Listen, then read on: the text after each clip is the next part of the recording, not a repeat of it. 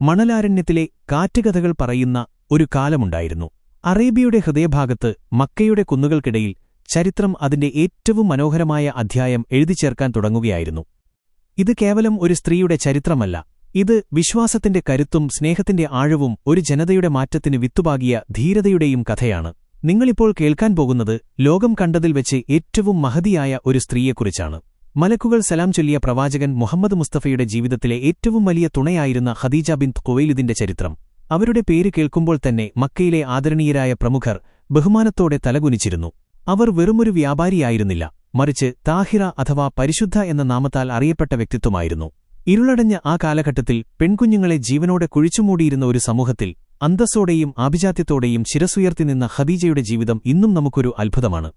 നിങ്ങൾ ചിന്തിച്ചു നോക്കൂ, അറേബ്യയിലെ ചുട്ടുപൊള്ളുന്ന മണലിലൂടെ വലിയ കച്ചവട സംഘങ്ങൾ കടന്നുപോകുന്നു. ആ സംഘങ്ങളിൽ പകുതിയോളം ഖദീജയുടേതായിരുന്നു. സമ്പത്തും സ്വാധീനവും ഒത്തുചേർന്നപ്പോൾ അവർ അഹങ്കരിച്ചില്ല.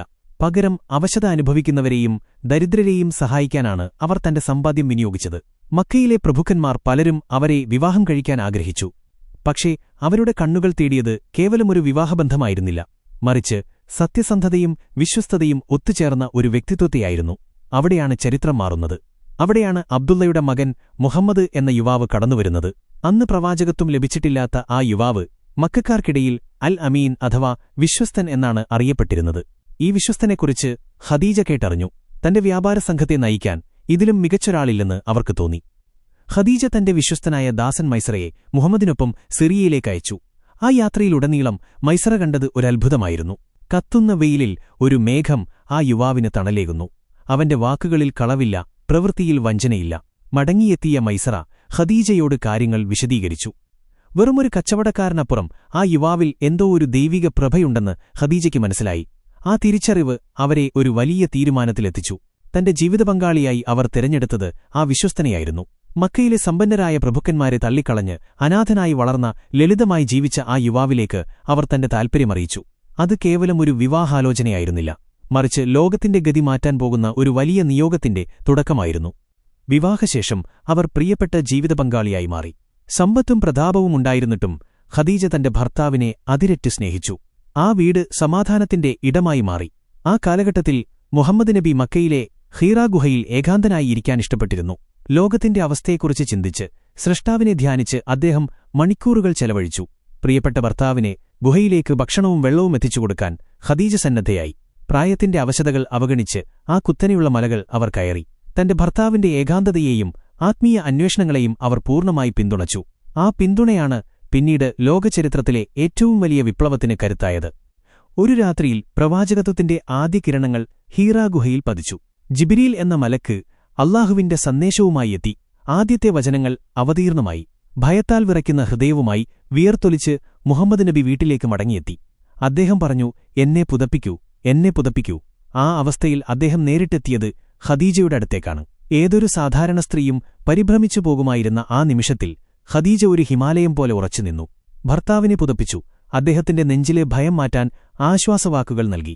അദ്ദേഹം സംഭവിച്ച കാര്യങ്ങൾ വിവരിച്ചപ്പോൾ ഖദീജ പറഞ്ഞ വാക്കുകൾ ചരിത്രത്തിൽ സ്വർണ്ണലിപികളാൽ രേഖപ്പെടുത്തപ്പെട്ടതാണ്. അല്ലാഹുവാണ് സത്യം, അല്ലാഹു നിങ്ങളെ ഒരിക്കലും കൈവിടില്ല. കാരണം നിങ്ങൾ കുടുംബബന്ധം പുലർത്തുന്നവനാണ്, ദരിദ്രരെ സഹായിക്കുന്നവനാണ്, അതിഥികളെ സൽക്കരിക്കുന്നവനാണ്, സത്യം മാത്രം പറയുന്നവനാണ്. ഒരു മനുഷ്യന് തന്റെ പങ്കാളിയിൽ നിന്ന് ലഭിക്കാവുന്ന ഏറ്റവും വലിയ ആത്മവിശ്വാസമായിരുന്നു അത്.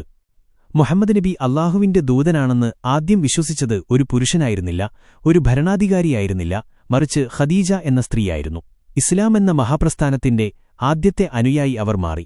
അന്നുമുതൽ അവർ തന്റെ ജീവിതം അല്ലാഹുവിന്റെ മാർഗ്ഗത്തിനായി ഒഴിഞ്ഞുവെച്ചു. മക്കയിലെ ഖുറൈശികൾ പ്രവാചകനെ പരിഹസിച്ചപ്പോൾ, അദ്ദേഹത്തിന്റെ വഴികളിൽ മുള്ളുകൾ വിതറിയപ്പോൾ, അദ്ദേഹത്തെ മനോരോഗിയെന്ന് വിളിച്ചപ്പോൾ ഖദീജ അദ്ദേഹത്തിന് കരുത്തായി നിന്നു. പുറത്തുനിന്ന് ഏൽക്കുന്ന ഓരോ മുറിവിനും വീട്ടിൽ ഖദീജ മരുന്നായി മാറി. അവരുടെ സ്നേഹം പ്രവാചകന് ഒരു സംരക്ഷണ കവചമായിരുന്നു. തന്റെ സമ്പാദ്യമെല്ലാം ഇസ്ലാമിന്റെ പ്രചരണത്തിനായി അവർ നൽകി. ഒരു കാലത്ത് മക്കയിലെ ഏറ്റവും വലിയ സമ്പന്നയായിരുന്ന അവർ പിന്നീട് ദാരിദ്ര്യത്തിന്റെ കഠിനമായ ദിവസങ്ങളിലൂടെ കടന്നുപോയി.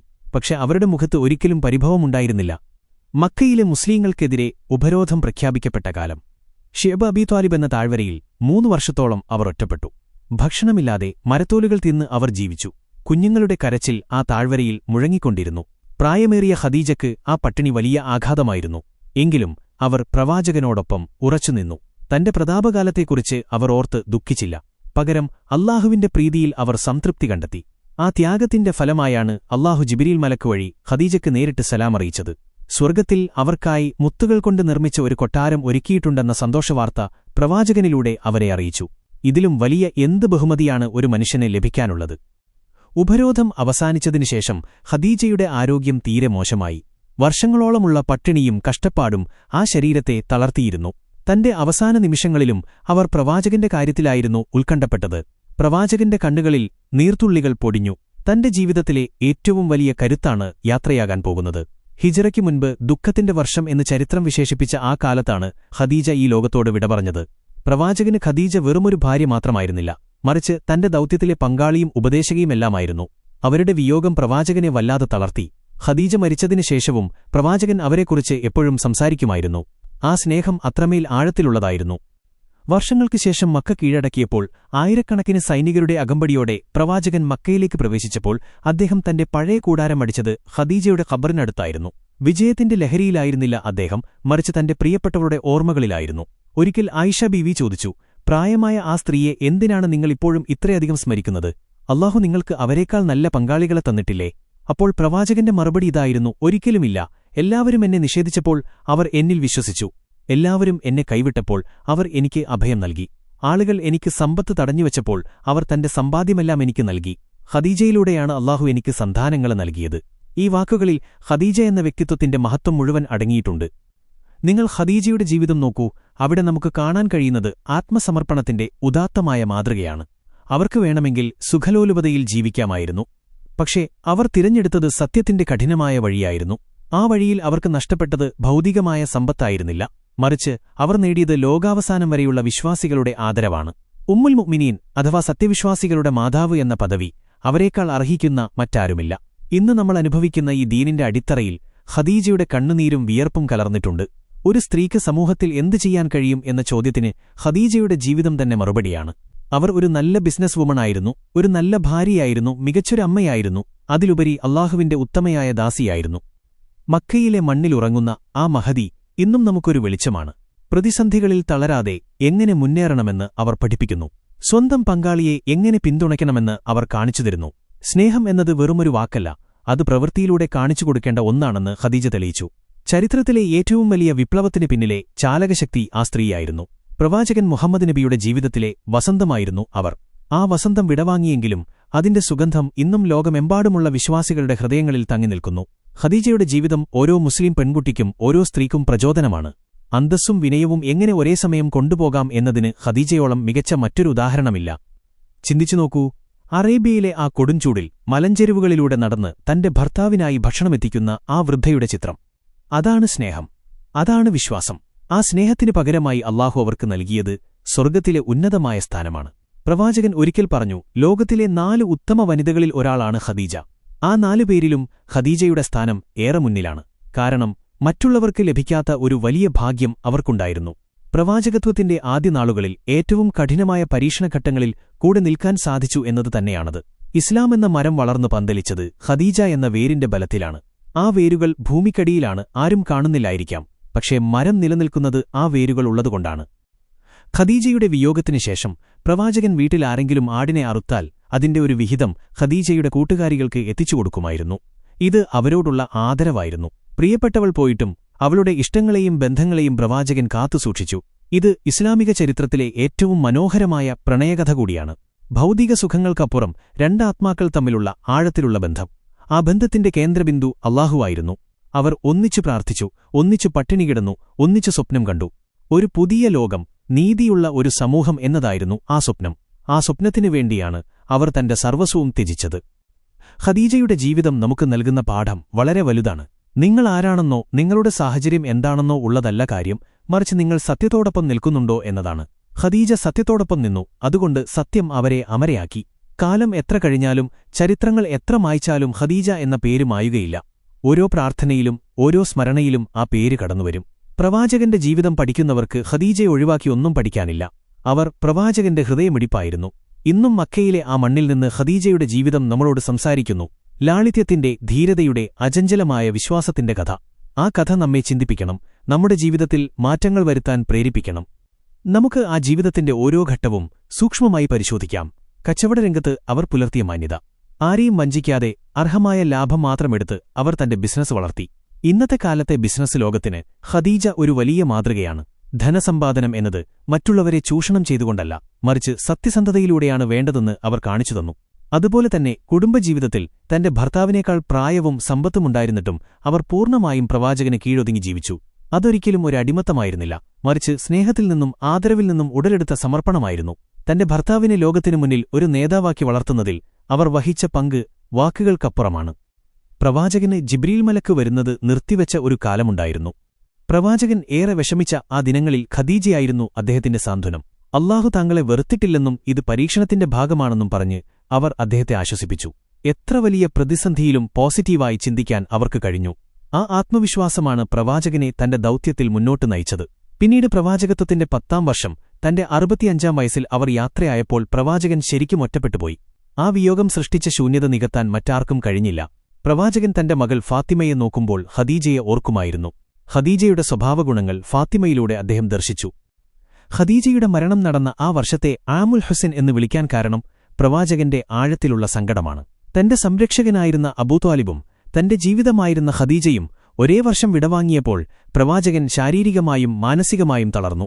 പക്ഷെ ആ വേദനയെ അല്ലാഹുവിലുള്ള വിശ്വാസം കൊണ്ട് അദ്ദേഹം മറികടന്നു. ഖദീജ കാണിച്ചുതന്ന ആ വഴിയിലൂടെ അദ്ദേഹം യാത്ര തുടർന്നു. ലക്ഷക്കണക്കിനാളുകളിലേക്ക് ഇസ്ലാമിന്റെ സന്ദേശമെത്തിച്ചു. ഇന്ന് നമ്മൾ ഈ ലോകത്തിന്റെ ഏത് കോണിലിരുന്ന് അല്ലാഹുവിനെ സ്മരിക്കുമ്പോഴും അതിൽ ഖദീജ എന്ന ആ മഹദിയുടെ അധ്വാനത്തിന്റെ വിഹിതമുണ്ട്. അവർ നട്ടുനനച്ച ആ ചെറിയ വിത്താണ് ഇന്ന് പടർന്നു പന്തലിച്ചു നിൽക്കുന്ന ഈ മഹാമരം. ജീവിതത്തിന്റെ സായംസന്ധിയിൽ നിൽക്കുമ്പോഴും ഖദീജയുടെ ആഗ്രഹം അല്ലാഹുവിന്റെ പ്രീതി മാത്രമായിരുന്നു. സ്വർഗ്ഗത്തിലെ തന്റെ കൊട്ടാരത്തെക്കുറിച്ചുള്ള വാർത്ത കേട്ടപ്പോൾ അവർ ശാന്തമായി പുഞ്ചിരിച്ചു. മരണത്തിന്റെ മാലാഖയെത്തിയപ്പോൾ അവർ ഭയപ്പെട്ടില്ല. കാരണം അവർ തന്റെ ജീവിതം മുഴുവൻ ആ ചടുലമായ പ്രയാണത്തിനായി ഒരുക്കിയിരുന്നു. പ്രവാചകന്റെ കൈകൾ പിടിച്ച് അവർ അവസാനമായി യാത്ര ചോദിക്കുമ്പോൾ ആ കണ്ണുകളിൽ കണ്ടത് സംതൃപ്തിയായിരുന്നു. തനിക്ക് ലഭിച്ച ദൗത്യം താൻ പൂർത്തിയാക്കിയെന്ന സംതൃപ്തി. പ്രവാചകനെ തനിച്ചാക്കി പോകുന്നതിലെ നേരിയ വിഷമമുണ്ടായിരുന്നുവെങ്കിലും അല്ലാഹു അദ്ദേഹത്തെ സംരക്ഷിക്കുമെന്ന് അവർക്കുറപ്പായിരുന്നു. ഖദീജ മക്കയിലെ ഹജൂൻ എന്ന സ്ഥലത്താണ് മറവു ചെയ്യപ്പെട്ടത്. ഇന്നും അവിടം സന്ദർശിക്കുന്നവർക്ക് ആ പുണ്യജീവിതത്തിന്റെ ഗന്ധം അനുഭവിക്കാൻ കഴിയും. ചരിത്രം പഠിക്കുമ്പോൾ നമ്മൾ പലപ്പോഴും യുദ്ധങ്ങളെയും വിജയങ്ങളെയും കുറിച്ച് മാത്രമാണ് സംസാരിക്കാറുള്ളത്. എന്നാൽ ആ വിജയങ്ങളുടെ പിന്നിൽ ശാന്തമായി ഒഴുകിയ ഒരു നദിയുണ്ടായിരുന്നു. ആ നദിയാണ് ഖദീജ. പ്രവാചകന് ദാഹിച്ചപ്പോൾ വെള്ളം നൽകിയ, വിശന്നപ്പോൾ ഭക്ഷണം നൽകിയ, തളർന്നപ്പോൾ തണൽ നൽകിയ ആ നദി. ആ നദിയുടെ ആഴമളക്കാൻ ആർക്കും കഴിയില്ല. ഇസ്ലാം ഒരു മതമെന്ന നിലയിൽ ലോകത്തിനു മുന്നിൽ അവതരിപ്പിക്കപ്പെട്ടപ്പോൾ അതിന്റെ സൗന്ദര്യം ആദ്യം പ്രതിഫലിച്ചത് ഖദീജയുടെ ജീവിതത്തിലാണ്. അവരൊരു മാതൃകാപരമായ മുസ്ലിം വനിതയായിരുന്നു. അവർ പഠിപ്പിച്ചു തന്നത് സ്ത്രീ എന്നത് കേവലം വീടിനുള്ളിൽ ഒതുങ്ങിക്കൂടേണ്ടവളല്ല, മറിച്ച് സമൂഹത്തിന്റെ മാറ്റത്തിന് ചുക്കാൻ പിടിക്കാൻ കഴിയുന്ന കരുത്തുള്ള വ്യക്തിത്വമാണെന്നാണ്. നമ്മൾ ഇന്ന് ജീവിക്കുന്ന ഈ ആധുനിക ലോകത്ത് ഖദീജയുടെ ചരിത്രം കൂടുതൽ പ്രസക്തമാണ്. മൂല്യങ്ങൾ തകരുന്ന, ബന്ധങ്ങൾക്ക് വിലയില്ലാത്ത ഈ കാലത്ത് ഖദീജയും മുഹമ്മദ് നബിയും തമ്മിലുള്ള ആ സുന്ദരമായ ബന്ധം നമുക്ക് വഴികാട്ടിയാണ്. പരസ്പര ബഹുമാനത്തിലും സ്നേഹത്തിലും കെട്ടിപ്പടുത്ത ഒരു ജീവിതം എങ്ങനെയായിരിക്കണമെന്ന് അവിടെ കാണാം. വിവാഹബന്ധമെന്നത് രണ്ട് വ്യക്തികളുടെ ഒത്തുചേരൽ മാത്രമല്ല, മറിച്ച് ഒരു വലിയ ലക്ഷ്യത്തിലേക്കുള്ള യാത്രയാണെന്ന് അവർ തെളിയിച്ചു. ആ യാത്രയിൽ ഖദീജ പ്രവാചകന്റെ നിഴലായി നിന്നു. നിഴൽ ഒരിക്കലും വെളിച്ചത്തെ തടസ്സപ്പെടുത്തില്ല, പകരം വെളിച്ചത്തിന് കൂടുതൽ തെളിച്ചം നൽകും. ഖദീജ പ്രവാചകന്റെ ജീവിതത്തിലെ ആ തിളക്കമുള്ള വെളിച്ചമായിരുന്നു. ഈ കഥ ഇവിടെ അവസാനിക്കുന്നില്ല. ഓരോ സത്യവിശ്വാസിയുടെയും ഹൃദയത്തിൽ ഖദീജ ഇന്നും ജീവിക്കുന്നു. നന്മ ചെയ്യുന്ന ഓരോ സ്ത്രീയിലും, ധീരമായി സത്യം വിളിച്ചു പറയുന്ന ഓരോ പെൺകുട്ടിയിലും ഖദീജയുടെ അംശമുണ്ട്. ആ മഹദിയുടെ ജീവിതം വായിക്കുമ്പോൾ നമ്മുടെ കണ്ണുകൾ ഈറനാകുന്നുണ്ടെങ്കിൽ അത് ആ ജീവിതത്തിന്റെ പരിശുദ്ധി കൊണ്ടാണ്. അല്ലാഹു അവർക്ക് നൽകിയ ആ മഹത്തായ പദവികൾ ഓരോ വിശ്വാസിയുടെയും ആഗ്രഹമാണ്. സ്വർഗ്ഗത്തിൽ പ്രവാചകനോടൊപ്പം അവർ വീണ്ടും ഒന്നിച്ചിട്ടുണ്ടാകും. അവിടെ ദുഃഖമില്ല, പട്ടിണിയില്ല, പരിഹാസങ്ങളില്ല. അവിടെ അല്ലാഹുവിന്റെ തൃപ്തിയിൽ അവർ സുഖമായി വസിക്കുന്നുണ്ടാകും. നമ്മുടെ ജീവിതത്തിൽ വരാനിരിക്കുന്ന ഏതൊരു പ്രതിസന്ധിയിലും ഖദീജയെ ഓർക്കുക. അവരനുഭവിച്ച കഷ്ടപ്പാടുകളുടെ 100-1 പോലും നമ്മൾ അനുഭവിക്കുന്നില്ല. എന്നിട്ടും അവർ പരാതി പറഞ്ഞില്ല. അല്ലാഹുവിന്റെ വിധിയിൽ അവർ സംതൃപ്തയായിരുന്നു. ആ സംതൃപ്തിയാണ് നമുക്ക് വേണ്ടത്. സമ്പത്തല്ല, മറിച്ച് മനസ്സമാധാനമാണ് വലിയ കാര്യമെന്ന് ഖദീജയുടെ ജീവിതം നമ്മെ ഓർമ്മിപ്പിക്കുന്നു. മക്കയിലെ പ്രതാപശാലിയായ വ്യാപാരിയിൽ നിന്നും പട്ടിണി കിടക്കുന്ന ഒരു ദരിദ്ര സ്ത്രീയിലേക്കുള്ള അവരുടെ മാറ്റം അല്ലാഹുവിനു വേണ്ടിയായിരുന്നു. ആ മാറ്റം അവരെ ലോകത്തിന്റെ നേതാവാക്കി മാറ്റി. ഈ വിരോധാഭാസമാണ് വിശ്വാസത്തിന്റെ സൗന്ദര്യം. നിങ്ങൾ അല്ലാഹുവിനു വേണ്ടി ഒന്നുപേക്ഷിച്ചാൽ അല്ലാഹു നിങ്ങൾക്ക് അതിനേക്കാൾ മികച്ചത് നൽകും. ഖദീജയ്ക്ക് ലഭിച്ചത് അല്ലാഹുവിന്റെ സലാമും സ്വർഗ്ഗത്തിലെ കൊട്ടാരവുമാണ്. നമ്മുടെ മക്കൾക്ക് നമ്മൾ പറഞ്ഞുകൊടുക്കേണ്ടത് ഖദീജയുടെ ചരിത്രമാണ്. സിൻഡ്രലമാരുടെയും ഫെയറി ടെയിലുകളുടെയും ലോകത്തുനിന്ന് അവരെ ഖദീജയുടെ യാഥാർത്ഥ്യത്തിലേക്ക് കൂട്ടിക്കൊണ്ടുവരിക. ഒരു സ്ത്രീക്ക് എങ്ങനെ അന്തസ്സോടെ ജീവിക്കാം എന്നവർ മനസ്സിലാക്കട്ടെ. വിദ്യാഭ്യാസം കൊണ്ടും സമ്പത്തുകൊണ്ടും എങ്ങനെ മറ്റുള്ളവർക്ക് ഉപകാരിയാകാം എന്നവർ പഠിക്കട്ടെ. ഖദീജ കേവലം ഒരു ചരിത്ര കഥാപാത്രമല്ല, മറിച്ച് ഓരോ കാലഘട്ടത്തിലും ജീവിക്കുന്ന ഒരു വികാരമാണ്. ആ വികാരം നമ്മുടെ ഉള്ളിൽ ഉണരട്ടെ. നമ്മുടെ ജീവിതം അല്ലാഹുവിന്റെ മാർഗ്ഗത്തിൽ ആത്മസമർപ്പണം ചെയ്യാൻ ആ ജീവിതം നമുക്ക് പ്രചോദനമാകട്ടെ. പ്രവാചകൻ ഒരിക്കൽ തന്റെ മകൾ ഫാത്തിമയോട് പറഞ്ഞു, മകളെ ഖദീജയെപ്പോലെയാകുക. ആ വാക്കുകളിലെല്ലാമുണ്ട്. ഖദീജ ഒരു മാനദണ്ഡമാണ്, നന്മയുടെയും വിശുദ്ധിയുടെയും മാനദണ്ഡം. ഇസ്ലാം എന്ന മനോഹരമായ ഈ ദൗത്യം പൂർത്തിയാക്കാൻ അല്ലാഹു തെരഞ്ഞെടുത്ത ആ മഹദിക്ക് പ്രണാമം. അവരുടെ ജീവിതത്തിലൂടെ അല്ലാഹു നമുക്ക് കാണിച്ചുതന്ന ആ പ്രകാശം നമ്മുടെ വഴികളിലും വെളിച്ചമാകട്ടെ. ഖദീജയുടെ ജീവിതം ഇനിയും ഒരുപാട് കാര്യങ്ങൾ നമ്മോട് പറയാനുണ്ട്. ഓരോ വായനയിലും ഓരോ കേൾവിയിലും പുതിയ അറിവുകൾ ആ ജീവിതം നമുക്ക് നൽകുന്നു. നിങ്ങൾ ചിന്തിച്ചിട്ടുണ്ടോ, എന്തുകൊണ്ടാണ് പ്രവാചകൻ ഖദീജ ജീവിച്ചിരുന്ന കാലത്തോളം മറ്റൊരു വിവാഹം കഴിക്കാതിരുന്നത് എന്ന്? അത് അവർ നൽകിയ ആ പൂർണ്ണത കൊണ്ടായിരുന്നു.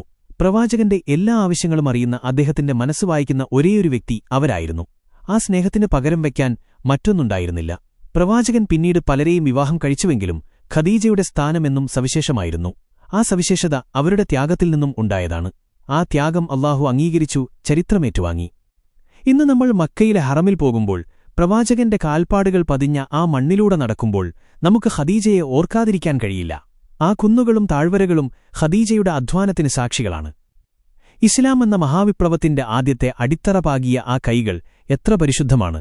അല്ലാഹുവിന്റെ ദീനിനുവേണ്ടി എല്ലാം നൽകിയ ആ മനസ്സ് എത്ര വിശാലമാണ്!